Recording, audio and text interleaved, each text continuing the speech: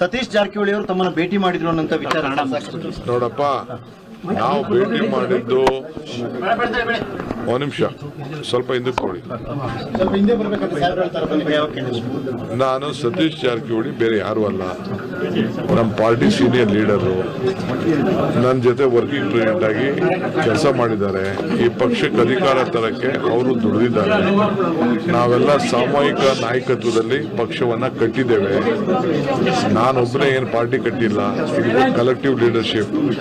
All MLA candidates, leaders, office bearers, ಸಿದ್ದರಾಮಯ್ಯನವರು ಎಲ್ಲರೂ ಸೇರಿ ಒಟ್ಟಿಗೆ ಕೆಲಸ ಮಾಡಿ ಮಲ್ಲಿಕಾರ್ಜುನ್ ಖರ್ಗೆ ಅವರ ಅಧ್ಯಕ್ಷತೆಯಲ್ಲಿ, ರಾಹುಲ್ ಗಾಂಧಿ ಅವರ ನಾಯಕತ್ವದಲ್ಲಿ ಈ ಪಕ್ಷದ ಮತ್ತೆ ಅಧಿಕಾರಕ್ಕೆ ನಾವು ತಂದಿದ್ದೇವೆ. ಅದನ್ನ ಉಳಿಸ್ಕೊಂಡು ಹೋಗ್ಬೇಕು.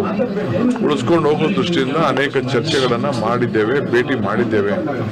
ಸೊ ಆ ವಿಚಾರದಲ್ಲಿ ನಮ್ದು ರೋಡ್ ಮ್ಯಾಪು ಈಗ 2.5 ವರ್ಷ ಆಯಿತು.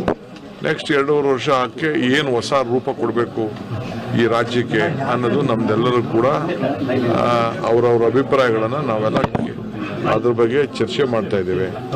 ಅದೇನು ಬಿಟ್ಟರೆ ಬೇರೆ ವಿಶೇಷ ಏನಿಲ್ಲ.